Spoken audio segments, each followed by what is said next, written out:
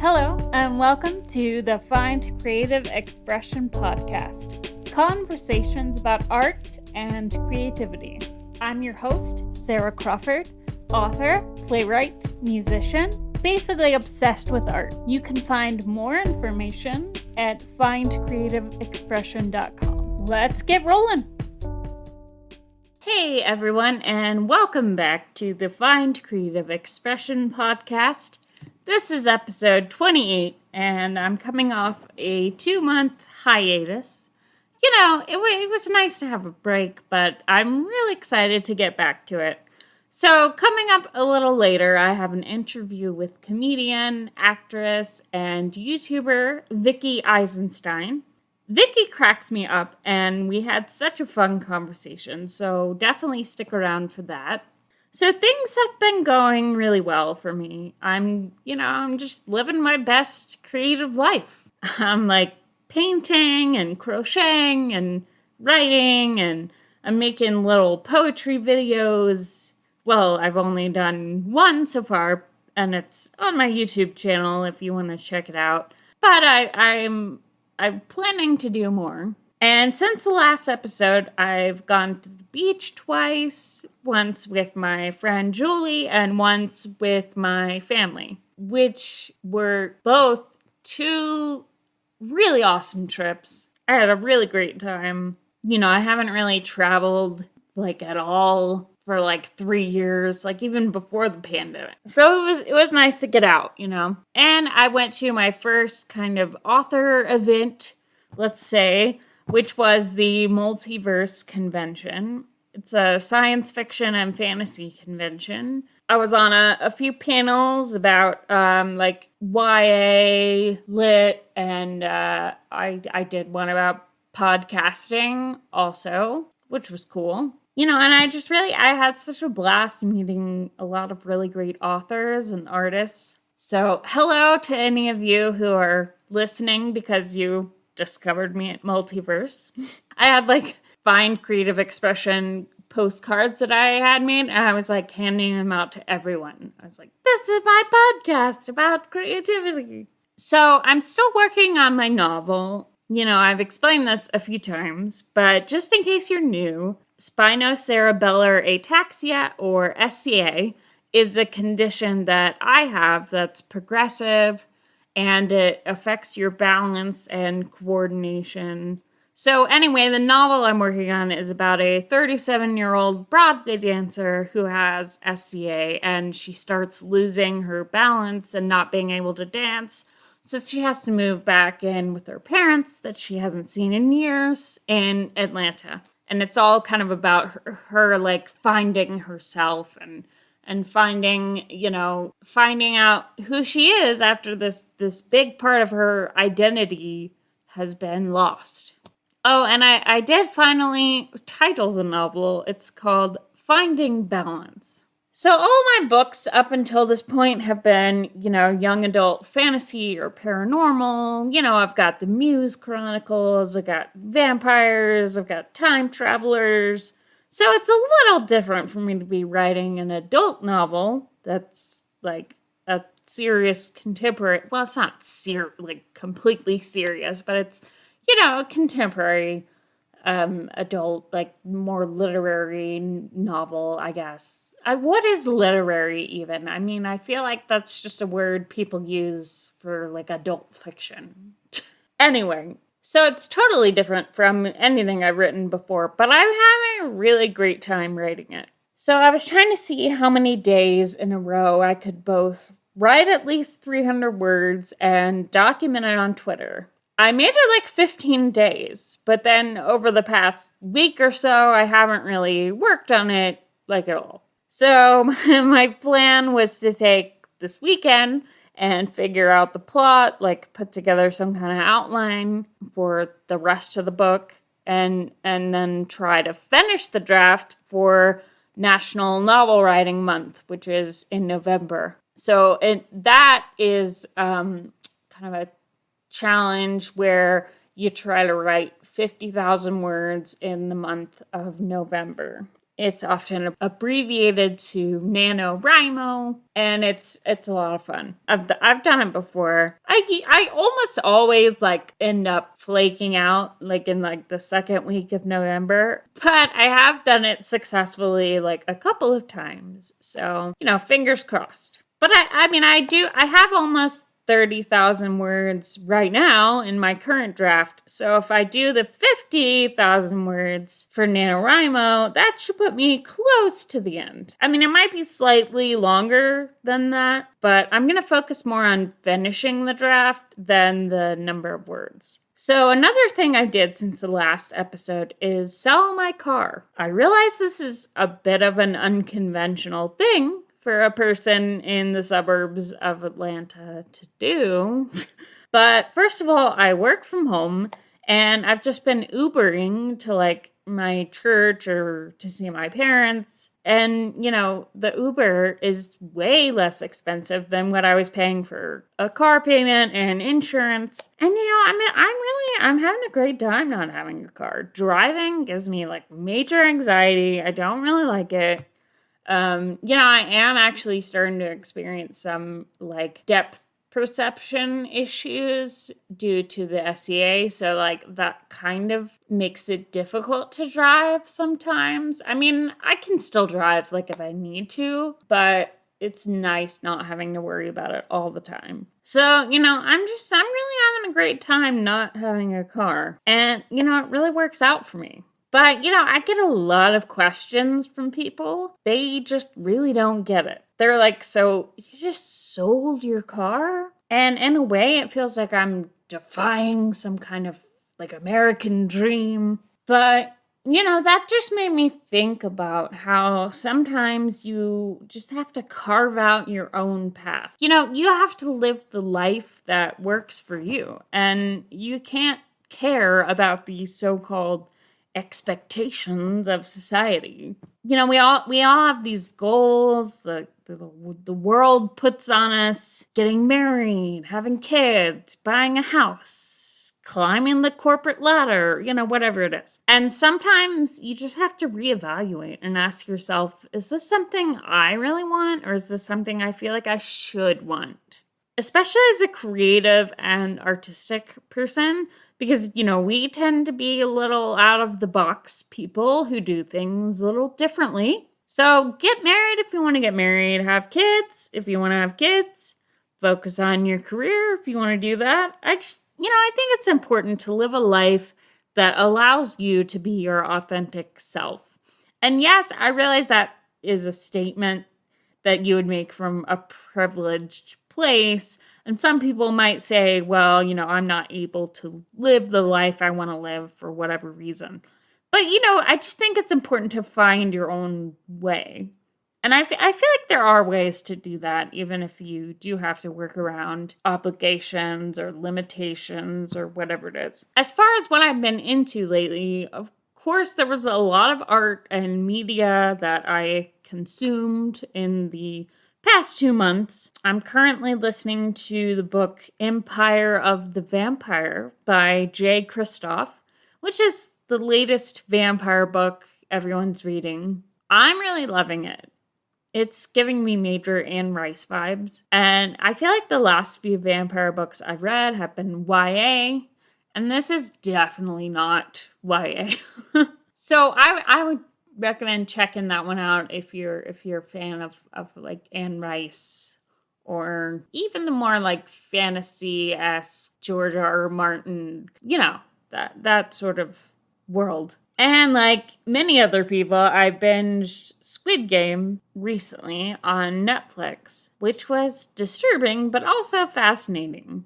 My brother was describing it as the Hunger Games, except it's a Korean drama. And I was like, that's kind of accurate.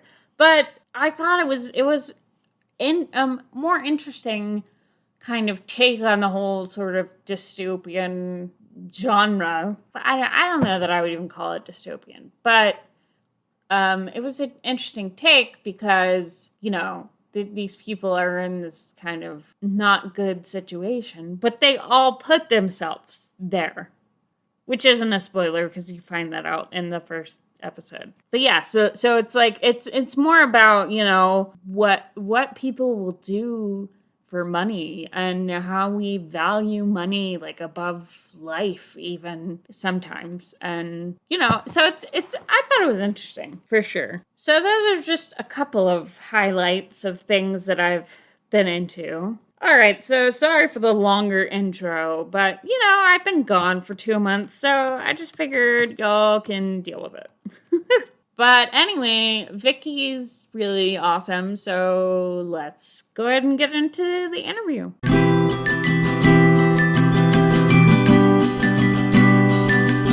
Hey everyone, I am here with Vickie Eisenstein. Vickie Eisenstein is a comedian, actress, video producer, and editor. After graduating from Cornell University, she began performing on a South Korean talk show and went on to study comedy and writing at the Second City's Conservatory and I.O. Theater in Chicago. She creates comedy sketches, characters, and other fun videos for her YouTube channel and other socials. In 2016, she was featured in Google's YouTube Next Up program. She currently performs stand-up and creates content in Los Angeles, where she works as a video producer and editor. Welcome, Vickie. Hi, thanks for having me. Yeah, thanks for joining me for episode 28 of the Find Creative Expression podcast. I'm like shocked that it's still going. Like every time there's a new episode, I'm like, I'm still doing this. Well, it's cool. It's like you get to meet all sorts of new people. You get to have conversations about what you're into. Like I can see why you would be like, okay, yeah, let's keep this going. Yeah. It's a lot of fun just talking, you know, creativity and art with people. It's a lot of fun. I'm excited. So how did you get into acting? So I was studying like economics and China studies in college, so nothing related. I was in general a very shy kid growing up, and I would never like open my mouth in class. You would never ever catch me like performing something, you know? Yeah. But then while I was, you know, studying all these different languages, like I was learning Chinese and Korean in college. And then it was like, I almost had like a separate personality while I was learning languages. And that personality was very social and outgoing because it had to be. And so when I went to, I went to study abroad, and that was fun. And then after graduating, I went back to Korea, and I was still studying more, and I was working there. And while I was doing that, I ended up on a South Korean talk show. And like, it's just so random how that's how I ended up doing entertainment stuff. But yeah, it was like a really interesting, it was like a Monday, it was the most popular show on KBS, Korean Broadcasting System, on Monday night. And it was like all of these foreign girls, and then they would have a panel of Korean celebrities, and they had like a comedian host. And it was just like, we would talk about, oh, in your country, what's the fashion trends? In your country, you know, what are the big birthdays? What do you think about Korean food? Is it too spicy? Like stupid questions. So yeah, while I was doing that, I was like, ooh, okay, I kind of like being the center of attention. I didn't realize it, but I do. And getting involved in the expat community there, I had a lot of friends who, you know, they were into the arts and performing, and they ended up as English teachers in Korea. So I got kind of like integrated into the performing like expat community in Korea, in Seoul, where I was living. And so I just ended up doing improv there, was like my first like step into like theater, and performing was improv. And yeah, I've just been like bit by the comedy bug and acting and all of that ever since. Awesome. Yeah. It's fun how, you know, some people on here, I'm like, well, how did you get into whatever? And they're like, oh, I've been doing this since I was a kid. And then some people have random, like, well, I just kind of fell into it this way. And but nobody on here so far has been like, well, I was on a South Korean television show. Right. So I was always sort of a comedic writer. I had that aspect always. Like, I wrote for a literary magazine in high school. So like I had that, but it was like being in front of people and talking. I mean, I could never have imagined myself doing what I do now. And when I was like, say 14, I would be like, no way. Right. So speaking of writing, like, how did you get into writing and filmmaking and the more of like content creation? Well, I think like if you go down the path of really trying to make it in the acting business, you're trying to get an agent, you're trying to get in rooms to get auditions. And sometimes that's really hard, especially in a market like, say, that's smaller, like Chicago or something. And so what I kept being told was, you need to make your own content in order to have a portfolio to show to agents so that they will be interested in you. So I started off with a couple of short films that were more like comedy sketches, but you know, I got into a couple of film festivals with them, so that was cool. And so, yeah, I taught myself how to film, how to edit, how to produce everything, just because I didn't have the money. So I had to do everything. So, Exactly. yeah. And so it was, it was kind of like a necessity in order to further my acting career that I was learning all. And then, I mean, I was taking like sketch writing classes and stuff for Second City because I loved doing like sketch comedy as well. So, it all kind of added together and created all these different options for me. Cool.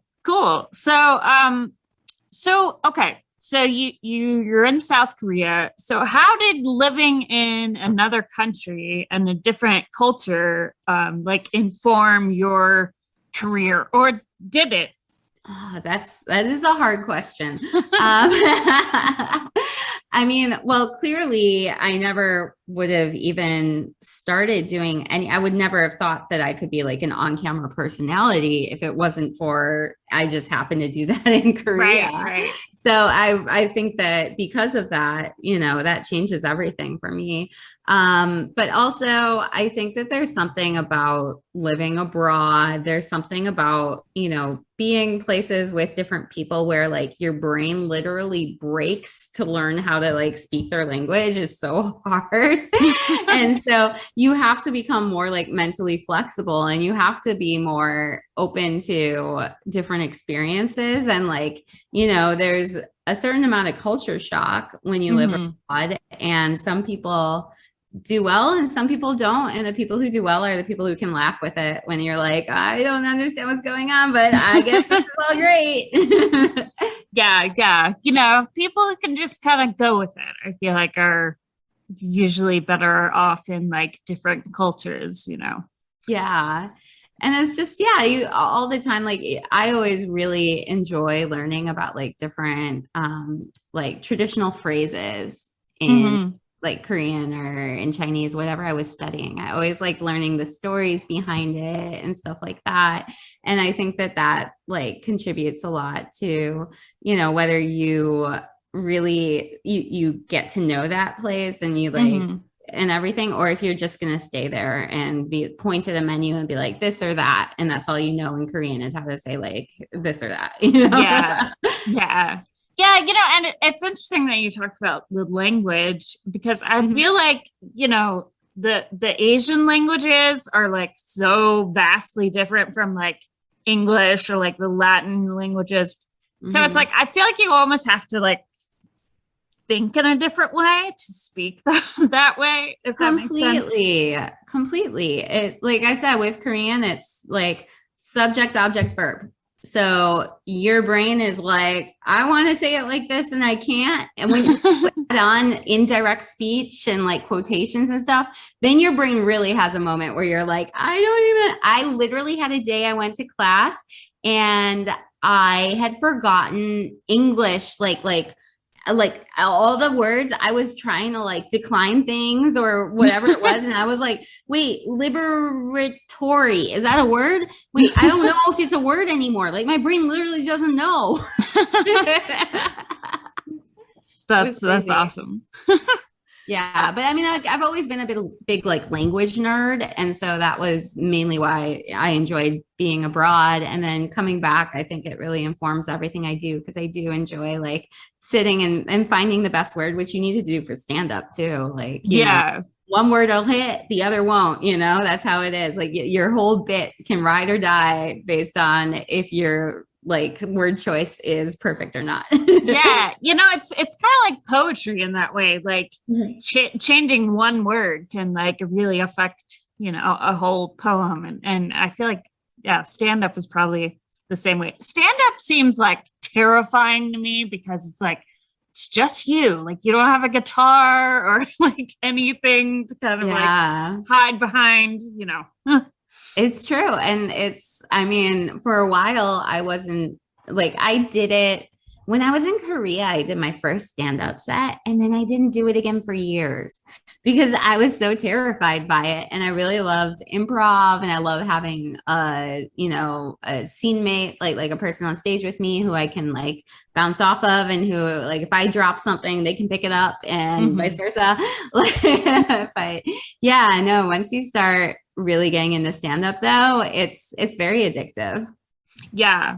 So, okay. So when you were in South Korea on the TV show, it's called Masuda, right? Yeah. Well, the full is like Minya de Suda, which is like Chat of the Beauties, but it gets shortened down to Misuda. Okay. All right. Well, yeah. You know, I kind of said that like, yeah, you were right. Like spot on. I just wanted to inform you of the longer. Oh yeah, no, that's that was it. Good to know. So okay, so how long were you on that show? Off, probably about like half a year. I was really on it a lot. And so that was great. And then I did like a couple of other shows in Korea, which was fun too. And then it just gets to the point where you're like, okay, well, I can continue to have this career here. Or I can try and, you know, expand more and learn more. I was getting to the point where I was like, oh, I really do want to like go. I'm from Chicago. And so I wanted to go back to Chicago and I wanted to like actually go to like the Second City and stuff. Cause I've been doing improv then for like a year or two and I really enjoyed it and I wanted to do more, you know? Right, exactly. Yeah. So speaking of Second City, you know, it's like the comedy mecca. Like, you know, so many great comedians have studied there, like, you know, Tina Fey, Steve Carell, Amy Poehler, Stephen Colbert, you know, I mean, obviously, you know, all that, but, you know, just for the listeners, like there's been some really major hitters to come out of Second City. So what was that experience like? And what was it like studying comedy there? I think what was amazing about Chicago and studying at Second City was just how much of a theater town Chicago is. And here in LA, it's like everyone you meet is, you know, doing 5 different things and is just trying to get their television role or whatever, you know, whereas in Chicago, it was more, there was like more of an authenticity to the theater experience there of like people were there for the art, people were there like to immerse themselves in that art and to learn that art and to get good at that craft, you know? So I think like being in Chicago, being at Second City, like meeting people who felt the same about it, that like improv is this art form. It's not just a stepping stone to something else. Like that was really awesome. And yeah, it is like, it's pretty cool to be someplace and be like, oh yeah, I'm in the same building that, you know, Tina Fey was at, or, you know, it's like, it is kind of a fun feeling. But yeah, I really enjoyed Chicago. I had a team there called Improvised Jane Austen, where we would improvise. We do like an improvised play in the style of a Jane Austen novel. Oh my God, that sounds hilarious. It was so much fun. And I miss those. It was the tightest, best improv troupe that I've ever had. Like when I think about like best improv troupes, that's like way up there for me. So yeah, like there was just so much and so many opportunities that came from everybody just being so dedicated to creating anything. And it was nice that it wasn't like, oh, it has to be a YouTube video, or I guess now it would be like a TikTok or a reel, but like, you know, everything was like, no, it was just that show for the show's sake. Yeah. Yeah, I understand. I think that's really cool. And, I've had a lot of conversations with people on here about like creativity for creativity's sake and not like expecting something out of it, but Mhm. just kind of just really appreciating the art and the creative process. And, I think that's really cool. For sure, yeah. Because I think you also get better material when you're not just trying to get a result. It like goes into like, commerce versus art, there's always Right. going to be a little bit of that struggle. And I don't know. I think it's just if you're writing a blog article and trying to get, all your SEO phrases jammed in there, it's of course never going to be as good as something that you're just writing from the heart. Yeah, yeah. Oh, yeah. No, I definitely know what you mean there because, I've done a lot of like web content writing where I've had to jam the SEO phrases in there. And then Mm-hmm. I've done a lot of like other writing where I just write what I want. So Yeah. I But then again, definitely, sometimes the creative constraints help, It's like that's sometimes true. you need a box. Otherwise you can't think of anything. Like, I mean, I've had plenty of times where my sponsored content ends up being better than other stuff I'm doing just because I was forced and I had my hands tied and I had to think of something and Right. I came up with it. Yeah, no, I know what you mean because it's kind of like, when I've been at writing workshops before and like there might be a writing prompt like Mhm. for everybody. And then sometimes that just having like one rule or like limitation can really like ironically like make you more creatively free. I don't know. It's weird. Yeah, So completely. Yeah. yeah. So what would you say was like the most valuable thing you learned about comedy at Second City? Well, Second City is kind of known as like this, I'll just put air quotes around it, like Temple of Satire. Right. But like one of the most important lessons is, of course, you don't punch down, you punch up. So like you aren't making fun of people who don't have power. You aren't making fun of people who are like not in a good position in life, like you Right. punch up at the power structures of the people who are committing the crimes. Yeah. um, and so I think I've just taken that with me. And whatever art I'm looking at, I'm always kind of, looking at whether it's, punching up or punching down. Yeah, yeah. No, I mean that makes sense because everything I've seen of like, your YouTube videos and your comedy that you've done, it's like I feel like it's all very like I don't know, like not offensive maybe, but like not I don't know. I don't know Every how once in a while, I'll do something and I'll rattle people's nerves and I'll just be like, whatever, yeah, but I feel like if like I saw you do that, it would still be like in a good spirited way or something. I don't Yeah, know. I'm never trying to just do a shock piece. There's always like a motive behind what I'm saying. And I think that does come from like Second City's sort of mottos and how they teach, because I feel like there should be like a reason behind what you're doing. There's kind of a thesis statement to any piece of work that you do, right? Even if it's a short little reel, it has a point of view. There's a thesis there. So you have to really think about, what am I saying? And is that something I want to say? At the end of the day, is your piece saying something? Yeah. So I think there's a lot there that I learned that I still carry with me. And I think also another big one is, protecting yourself. I'll see a Mhm. lot of stand-up comedians go on stage and start a bit and the audience is not with them and they are not. And I'm like, if you just took, another couple sentences to set up and protect yourself, to like say, oh, I'm not a terrible person. I have like all of this experience previously. Like if you're going to stand up there and say things about whatever disability or this or that, and you say you have it, but you didn't tell the audience you had it, everyone in Right. the room is so uncomfortable. So it's Yeah. just so important to like protect yourself and put that out there and make it so the audience can feel comfortable to laugh at it, especially if you're making a very serious point in your like satire or your work. Right. Right. Yeah, that makes sense. Yeah, I can definitely see how that would be like uncomfortable. Yeah, it happens pretty often too. Like you're like, oh man, and then like the comic gets off stage and it's like, whoa, PC culture, blah, blah. And I'm like, dude, you just didn't let the audience know it was okay to laugh. Like, Yeah. Yeah, because I was watching Bill Maher like recently, and he was talking about how, it's different. It's a different time for comedians now, because you used to just be able to like go in a room and try something on stand up, and if it worked, it worked, and if it didn't, it didn't, and that was the end of it. But now it's like, there's always someone with their phone, and there's always someone like recording or documenting like what you're saying, or maybe it's going to end up on Twitter. So it's like, do you feel like a pressure of like, there's always going to be somebody like recording what I'm saying, or like, I have to really be conscious of like making sure I'm expressing the right thing, and that somebody doesn't take it out of context later? Like, is that something you think about?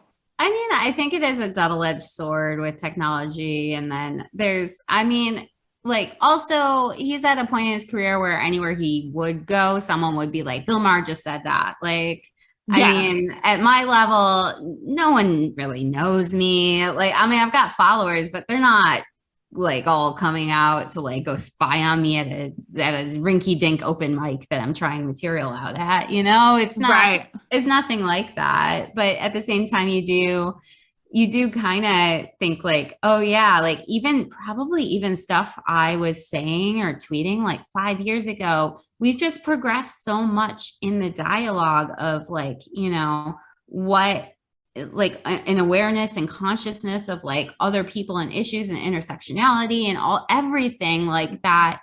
Even anything like you say with good intent, like 5 years ago, like it might have been totally appropriate to say it then, but now people look at it and it's not okay to say, right? Yeah. So I think that it's something I've definitely thought about. And at the end of the day, like, I can't get on board with people who are like fully like, oh, we have to cancel this person for saying that in the past, especially if it's like that person's grown and society has grown and culture has grown. Like, how can like, yeah, so, yeah. And I mean, I feel like if you took anybody and you looked at like everything they've ever said or done, I'm sure you could find like a million things that are like not great, but exactly. It's like, people live and people grow and people evolve. And I do think some of this like quote unquote cancel culture is like not giving people the opportunity to evolve,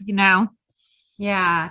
What was it? Oh, I forgot what it was. I saw on Facebook that someone said it really shouldn't be cancel culture. It should be like evolution culture, or like learning about the mistake culture. Like, it was something like the word, but like, yeah, like it should just be like confronting that and learning, acknowledging it, doing better. Like, that's what we should expect of people, and not just be like, oh, you did the one thing bad once. Yeah. Like, you're like, okay, yeah, you're done. Right. But like something like you said the wrong thing and you had an outdated view. Like, if it didn't come from a place of terrible intention, that's just all you knew. Like, you should have a chance to grow on that, I think. I totally agree.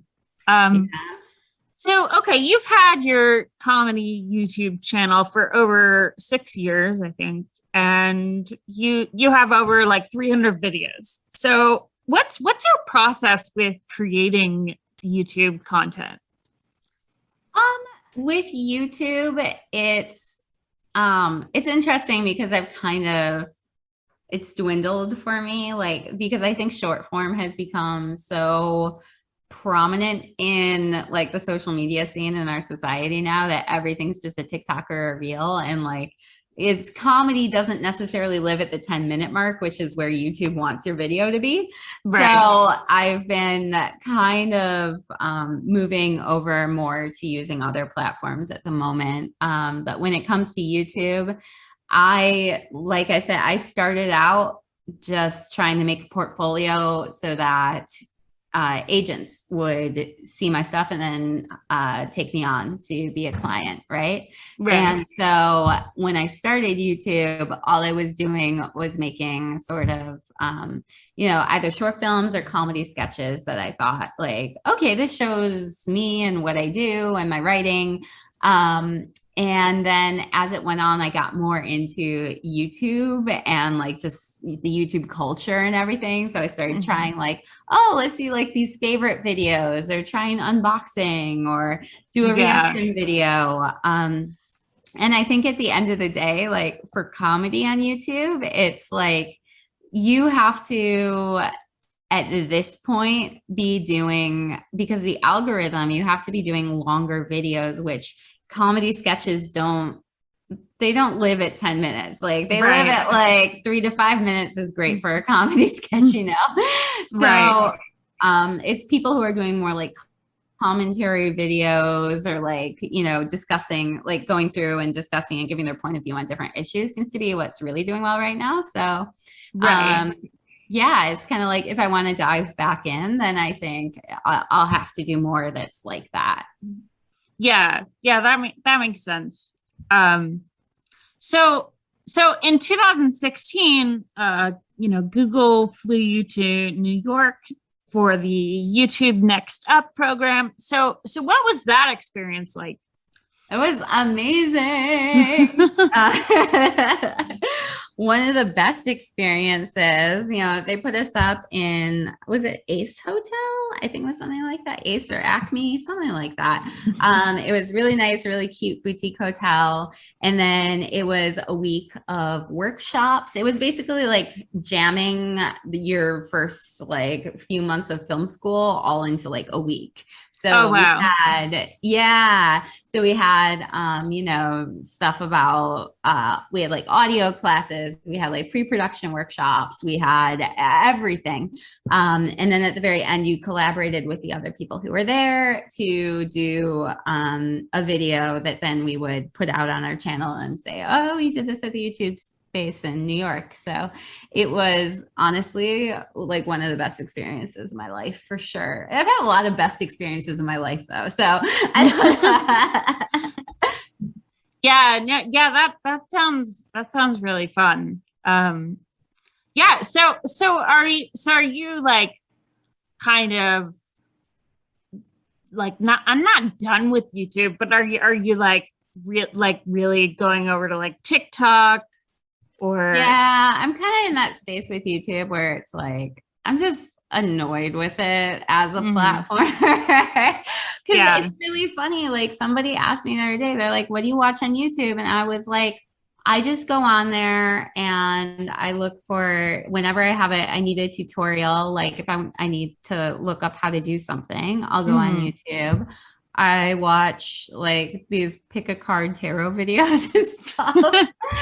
And I watch like I stream music. That's really all I do on YouTube. So it's like I think you can't be a good artist if you're not also consuming content similar to what you're making. Like you just really can't. So at the moment it's just not, I'm not getting my jollies from it. So I don't think I can really make stuff for it. That makes sense.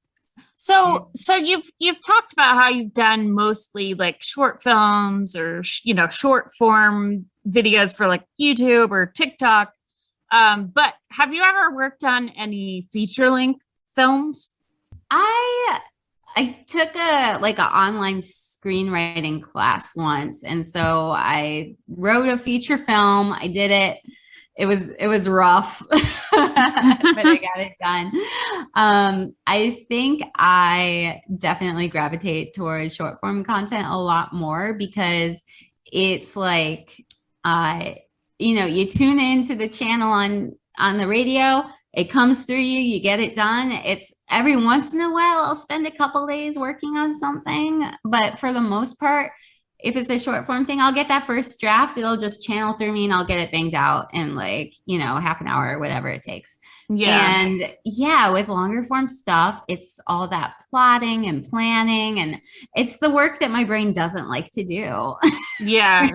Yeah, no, I mean, I definitely understand that because, I mean, I've been working on a novel now for like, God, I don't even know how long. I admire that so much. Like, but it's like if you take like a week off, then the next time you look at it, you have to like go back and reread stuff, and so yeah, it's just like I'm kind of struggling with that right now, but I can imagine, yeah, if you're not like fully in it, then it's like you don't even remember, like, because you probably have so many different like nascent ideas of I'd like to take this character and have this happen, or what about this point or that, and it's all kind of jungling around your brain, and then like if you take a week off, it's gone.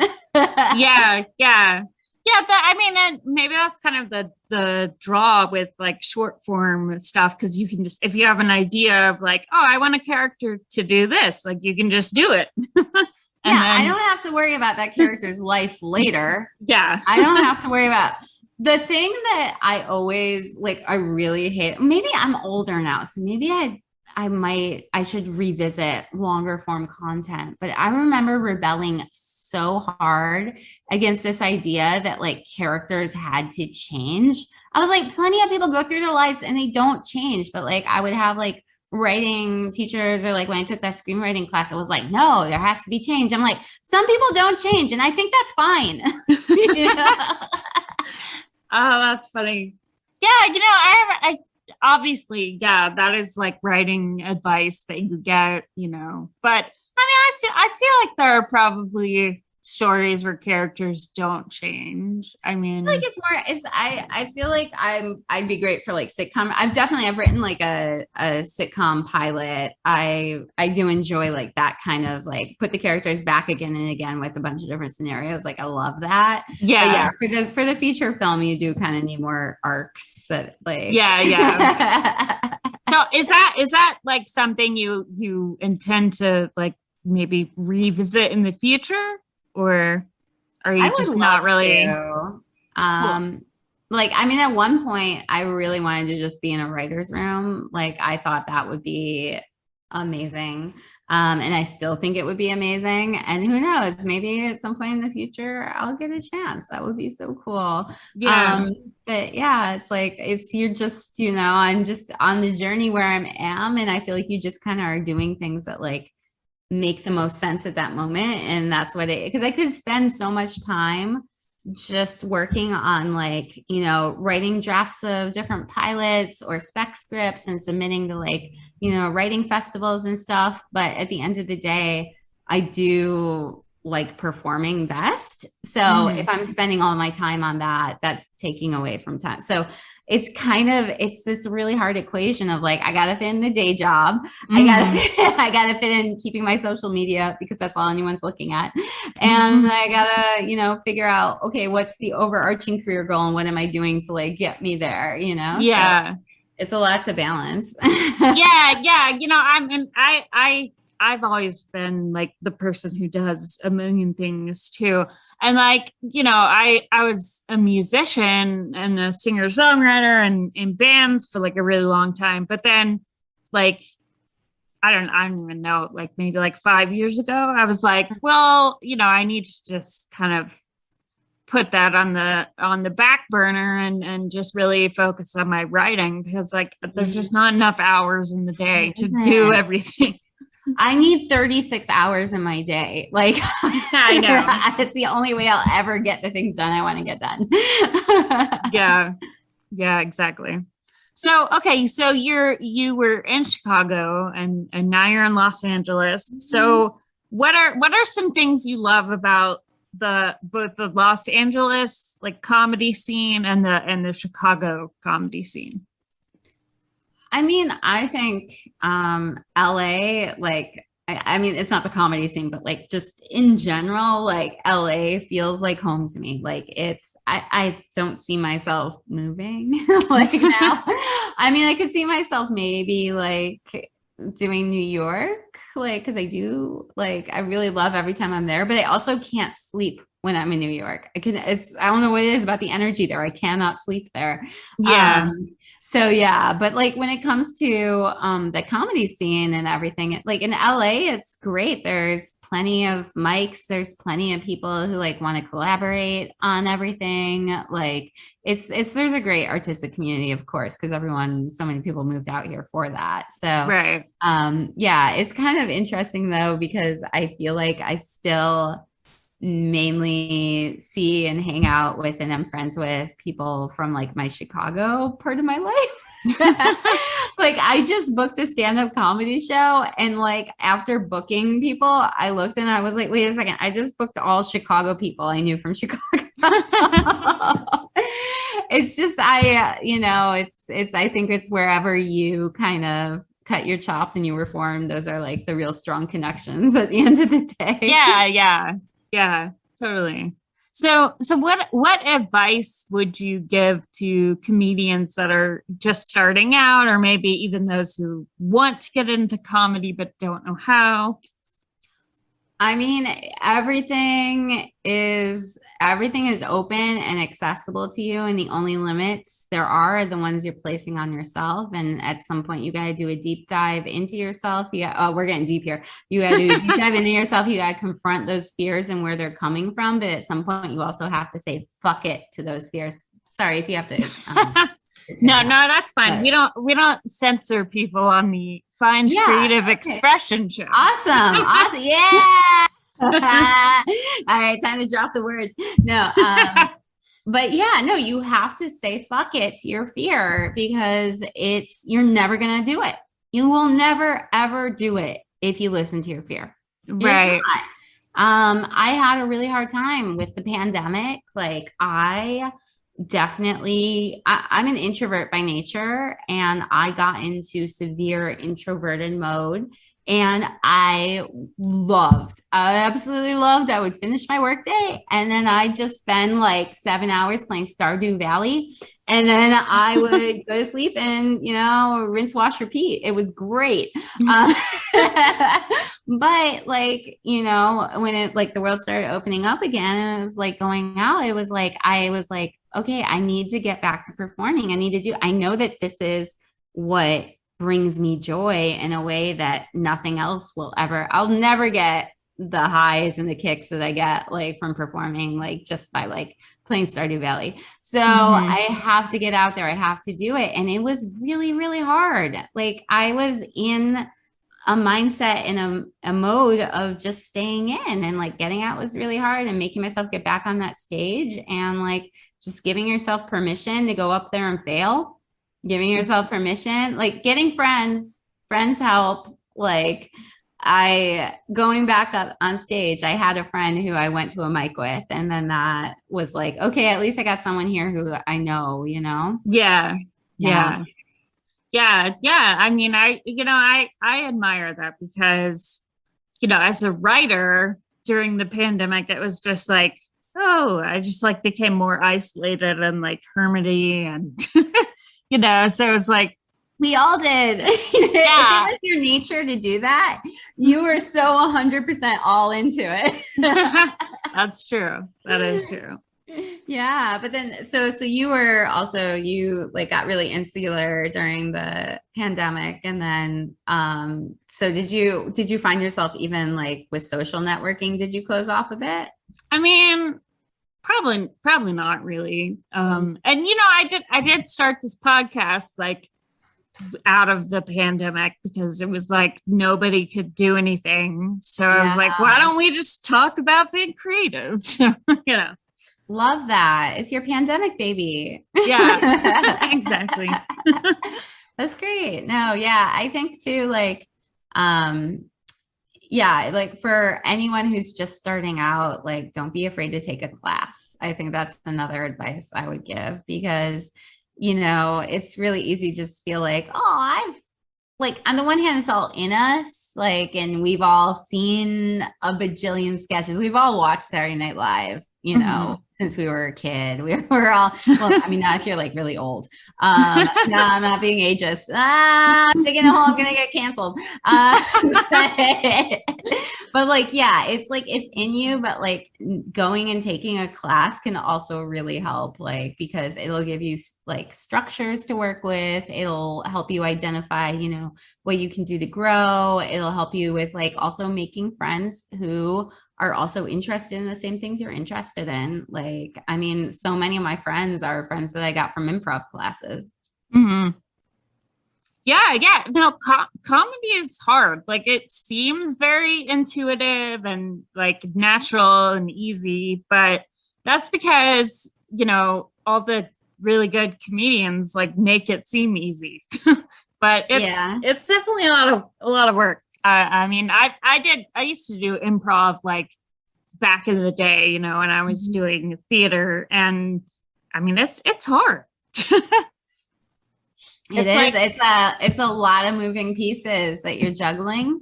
Yeah. And like going back to it is so interesting, because going back to it after the pandemic, like I do have one team that like we were all kind of like, okay, well, we don't have none of us have a team right now. So why don't we just like practice in someone's backyard and like do, and I was like, oh man, like this is not quite like riding a bike. There's a lot I've forgotten and that I don't know what you know, it's like, and then too, I was like, oh, am I starting to evolve like the same way that I was really into YouTube and now I'm not? Am I starting to like, I love improv, but am I starting to evolve past it? Maybe, I don't know. Like, I think so that's why I'm kind of like going more all into like stand up right now. I think just with your career, there's always going to be transitions and you have to be open to it. So. Well, that leads me to my next question, which is what are you working on right now? Like what have you got going on right now? Right on. Yeah. So right now I am hitting the pavement hard with stand up. Like I said, it's something that, you know, I did my first set like a decade ago and then just didn't do for a while. And then it was like, if somebody needed me for a show, I'd like go to Mike's for like a week or two and then I wouldn't do anything for a year. Right. So, this has been like my first time really working at it and really doing a lot more stand up. So right now, like, that's been a lot of my life, the short form content. So a lot of stuff on like my Instagram, and then I'm focusing on Instagram right now. Instagram's my life. And then, yeah, I've got this job where I like produce and edit videos for like an e-commerce site. And so what's kind of cool about that is that we're getting into live shopping. So I'm doing a lot of like hosting as well for that, which is like right up my alley and something I enjoy doing. Yeah.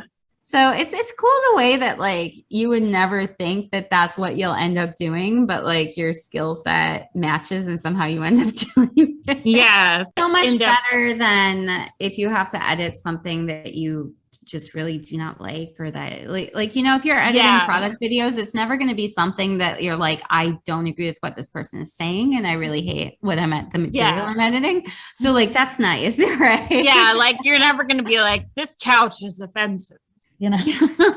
Yeah, like I during the pandemic, I briefly had a job. Well, not briefly, I had it for like a year where I was editing content for a bunch of YouTubers. And some of them I was like, it was like pulling teeth to make myself edit it because I just really didn't like who they were, what they were doing, what they were saying. And so that's not where you want to be in life at all. So very happy to now be like making videos about like these entrepreneurs who like really have such a passion. They found like, you know, what makes them happy in life and like their spark and joy, and like to be able to help them tell their stories and stuff is awesome.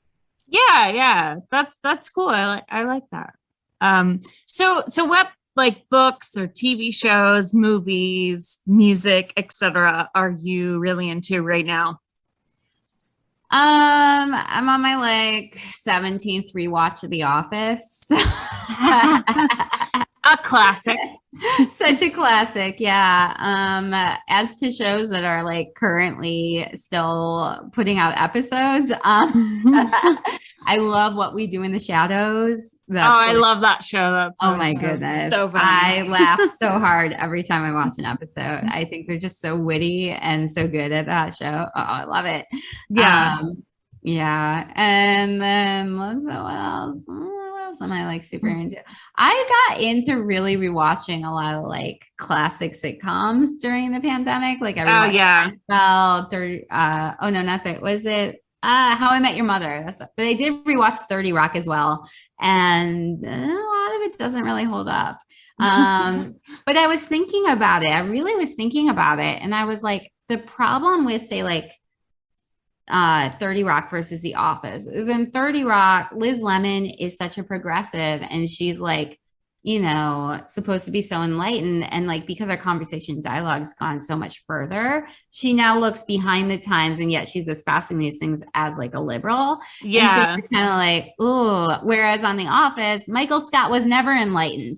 So it's really easy to just watch it. That's true. That's true. Yeah. Parks and Recreation is my like big rewatch show. Oh yeah, I've seen that one probably like 2 or 3 times. I think I've done rewatch. I love rewatching old stuff, like because it's not what I do. I like rewatch it and then I fall asleep while watching it. Basically, is what I do. Yeah. It's comforting, you know, and I think especially during the pandemic, it's like everybody needed like that comfort, you know. Mm-hmm. Yeah, it was all Tiger King and comfort shows. Yeah, exactly. I just have to say your Squid Game, your Halloween costume. It was it was so awesome. Everybody go look at Vickie's Instagram. She has a really cool costume. And I was like, wow, that costume is like actually pretty easy to do, but it's like really cool. Dude, I got it on Amazon a couple weeks ago and like they keep pulling them off. So I was like, oh, I just got it on Amazon. And then people like can't find it now.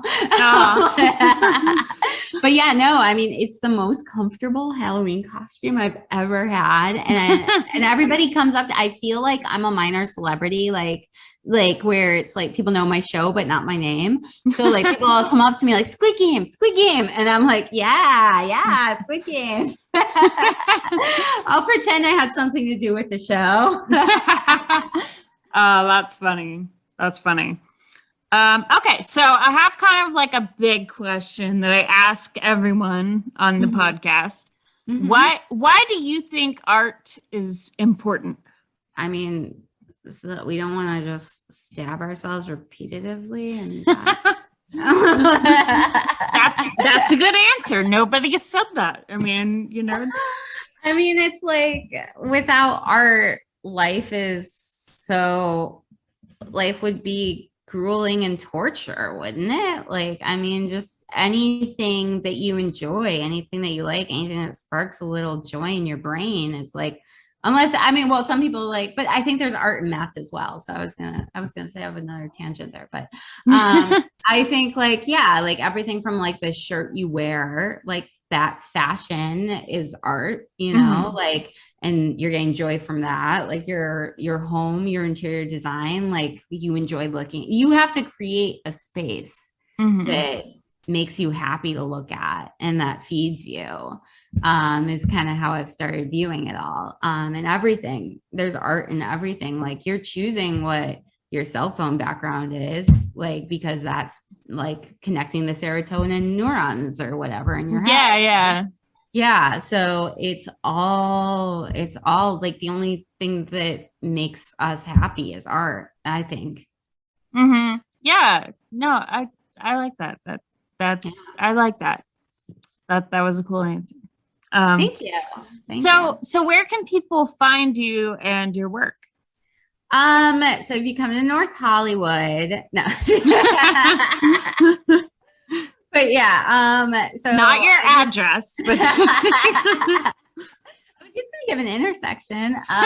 No, but Vickie Comedy, VickieComedy is my handle on almost all the social platforms. So you can give me a follow, and I'll always post if I've got shows there. So you can, if you are in LA, you can come on out to a show whenever I have one.